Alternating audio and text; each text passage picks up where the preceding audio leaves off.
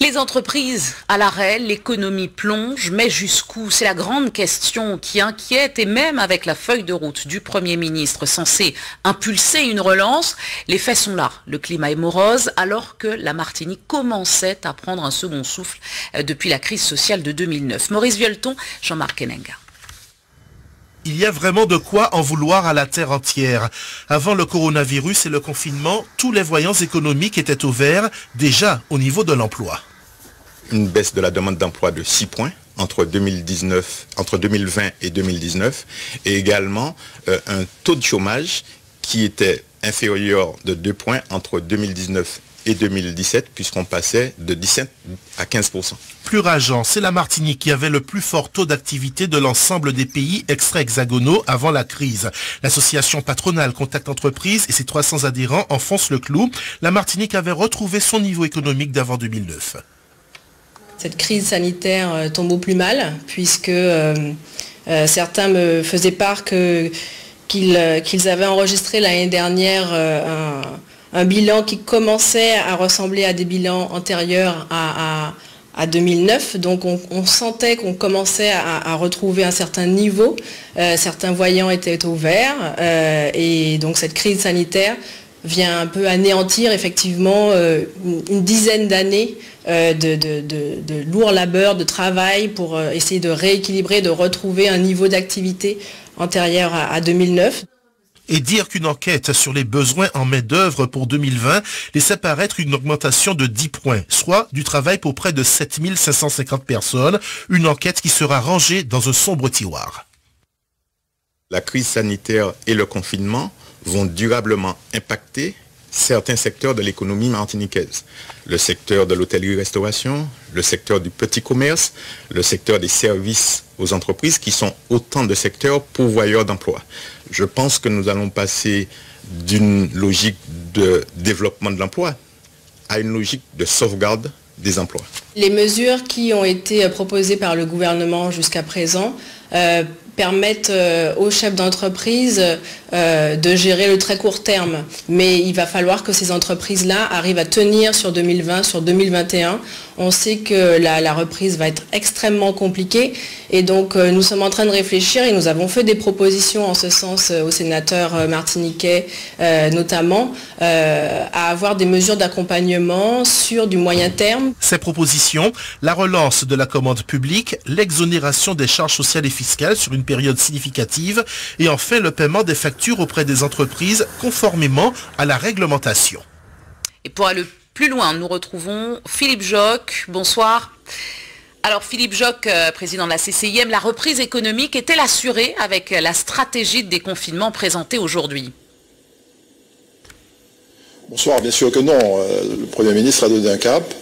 Il a donné quelques mesures générales et il nous appartiendra dans nos territoires de les adapter, de les décliner.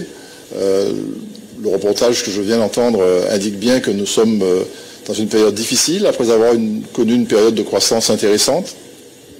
Et nous sommes aujourd'hui chez l'entreprise à attendre ce déconfinement, à nous organiser pour qu'il soit réussi, parce qu'on sait bien que si nous ne réussissons pas sur le déconfinement, on repartira sur un stop and go qui n'est pas souhaitable, un confinement à nouveau. Et donc, tout le travail que nous avons à faire aujourd'hui, c'est d'adapter à notre territoire les mesures nationales proposées, notamment en termes de guides de bonnes pratiques pour les entreprises. Et là, je voudrais dire que la Chambre de commerce et d'industrie travaille avec les organisations professionnelles et travaillera avec les organisations syndicales pour adapter à notre territoire ces guides de bonnes pratiques. Il en manque encore un certain nombre. Le Premier ministre l'a indiqué, 33 guides sont disponibles sur 60. Et nous travaillons, nous, à les adapter et à poursuivre cette adaptation indispensable. Parce que le chef d'entreprise, aujourd'hui, sa préoccupation essentielle, c'est d'assurer la sécurité de ses collaborateurs et salariés et de ses clients. Et donc nous sommes dans une logique où l'homme doit primer, la santé des Martiniquais doit primer. Et donc nous ne pourrons avoir un développement économique que si nous arrivons à assurer cette sécurité. Alors Philippe Joc, les chiffres du chômage ont été communiqués hier sur le plan national, plus 7%, c'est un record, c'est presque historique. En revanche, on n'a rien sur la Martinique. Est-ce que vous avez une idée de ces chiffres après 1 mois et demi de confinement? On le sait, des entreprises vont fermer, il y aura des licenciements. Vous craignez le pire comme après 2009? Alors, je voudrais rappeler que cette crise est différente de celle de 2009. En 2009, nous avons une crise sociale. Aujourd'hui, nous avons une crise sanitaire qui est nationale, voire mondiale. Et donc, les conditions ne sont pas les mêmes. S'agissant du chômage, aujourd'hui, on doit reconnaître que plus de la moitié des effectifs du secteur privé sont en activité partielle. Et donc, fort justement, les entrepreneurs n'ont pas procédé à des licenciements pendant cette période de confinement. Ils ont utilisé ce dispositif d'activité partielle qui aujourd'hui permet d'assurer 84% du salaire net aux collaborateurs et qui est intégralement remboursé à l'entreprise. Donc les mesures difficiles viendront après.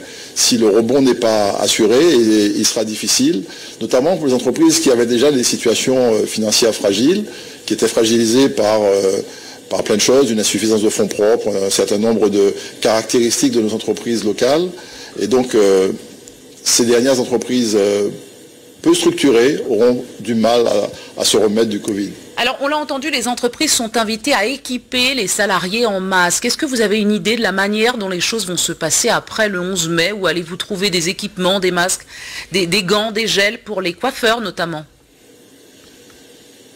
Alors je vois dire que nous, on sensons avec les ressortissants de la Chambre les besoins, que certain nombre d'acteurs économiques martiniquais dont c'est le métier nous annoncent des arrivées prochaines de masques et de gel hydroalcoolique. Nous espérons que ces équipements de sécurité seront disponibles avant le 11 mai.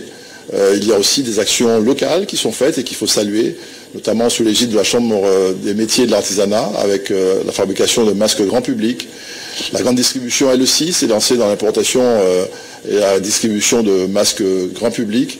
Et nous espérons que, lors du déconfinement, nous serons équipés pour assurer la sécurité des clients et des collaborateurs. Une dernière question. Édouard Philippe a parlé du télétravail qui doit être maintenu, en tout cas au maximum. Est-ce que beaucoup d'entreprises pourront se plier à cette exigence du gouvernement? Est-ce que vous diriez que c'est peut-être un nouveau mode de travail qu'il va falloir explorer? C'est indiscutablement un nouveau mode de travail, de nouvelles orientations à prendre. Nous avons à la Martinique un problème de bande passante informatique pas suffisamment dimensionnée pour que tout le monde soit en télétravail. Mais il est évident que c'est un mode de travail qui va se développer. Ça permet aux collaborateurs de travailler de chez lui, d'éviter les transports. Nous connaissons l'engorgement des transports à la Martinique, les embouteillages sans fin. Et un collaborateur qui, si les conditions de travail chez lui sont satisfaisantes, si les employeurs mettent à disposition les bons équipements, je pense que c'est un mode de travail qui va se développer, qui va assurer un meilleur bien-être. Il faut là aussi être prudent et être dans une discussion avec les organisations salariales pour respecter la séparation vie privée et vie professionnelle. Merci beaucoup Philippe Joc pour ces précisions. Merci.